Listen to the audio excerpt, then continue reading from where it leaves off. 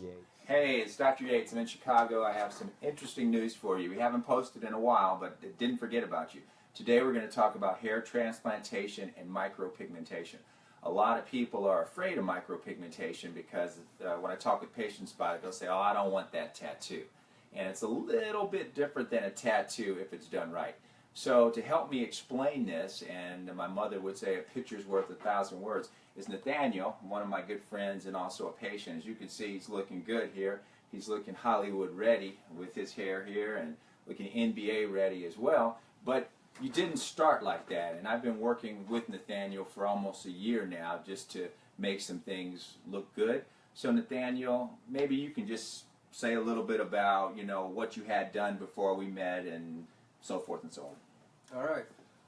Well, I started losing my hair at a younger age. I really wanted to get some hair, so I looked into FUE transplant.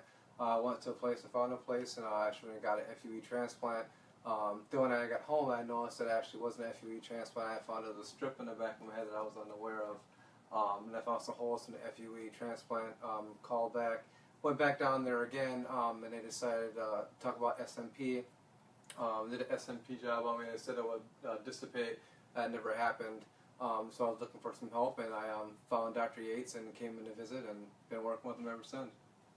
That pretty much sums it up. When I was growing up, that's called the cliff notes. But let's go over it by the pictures here. So this is Exhibit A, as the lawyers say. And doctors hate to speak like lawyers for obvious reasons. But this is Exhibit A, okay? You can see that Nathaniel said he went and had a FUE, but he came home, he had this nice cut on the back of his head. That's obviously a FUT scar, but he didn't know that till he went home. So when he goes home and he says, hey, I don't want to have this scar, I wanted FUE, they say, okay, no problem. That's not a big deal. All we'll do is do micropigmentation. So Exhibit B and C, okay? So here is what the micropigmentation looked like. So Nathaniel obviously asked, to get a hairline down in here, and that's pigment. So they sent him home with this, and we were just looking at that. That looks kind of like the Big Dipper or somebody's initials here, and spread out pigment through here. So this is what we started to work with when we first met him. He had this large area of ink here, a scar back here, and scattered pigment through here. So I'm going to let Lyda come in, who's one of our pigmentation specialists, and Lyda's been working extremely hard with Nathaniel. First, I want to show the scar in the back. Okay. This was the strip scar he had, and you really can't tell unless you have an eye for this, to know that he had a strip here before. And also the FUE holes that were done were also pigmented as well. So from the back, to me, that looks pretty good. That looks, if you go, it's like the eye doctor. This choice or this choice? I'm going to go with this choice. Now I'm going to spin him around 1 second before we talk to Lyda.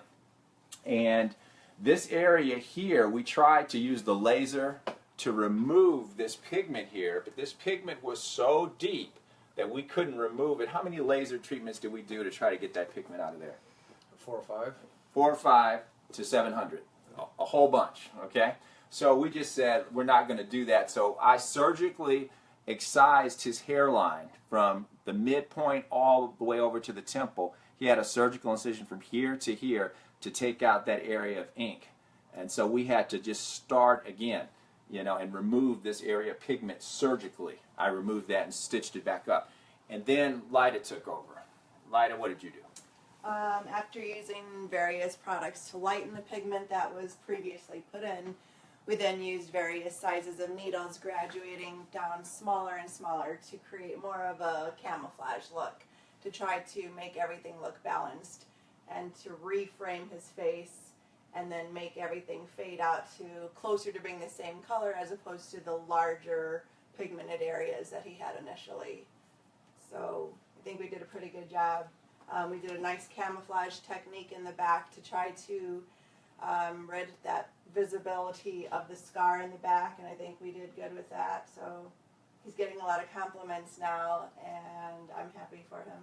Yeah, it looks a lot better. I mean, from where he came from, you can tell Nathaniel is a tough guy to walk around like this and just, Some people are just tough. Some people, if they had had this done, they would have jumped off a bridge or just went totally ballistic. He was never ballistic at any point through our relationship. Was very reasonable with everyone all along the way. I mean, you couldn't ask for a better patient, you know. So, but the main thing when I see things is just how can we fix it. It doesn't matter what happened. It's just how we can fix it. So, you know, just to go over it again, we pigmented the scar, pigmented the back, surgically excised here. Lyda faded all this deep pigment out, you know, and then we started just doing a routine, what we call follicular pigmentation, what we call our procedure, to kind of even everything out. If you turn around to the camera, you can see he looks really good, you know, and you know he has a small face and the hairline is forward. When some people have a low hairline, we didn't have a choice where to put his hairline because once we surgically excised that area where the pigment was, we had to stay in that area. So a lot of guys will come in and say, hey, I want this guy's hairline right here. The answer is you're not going to get it for the most part. We're going to put your hairline back a little further with a little more recession.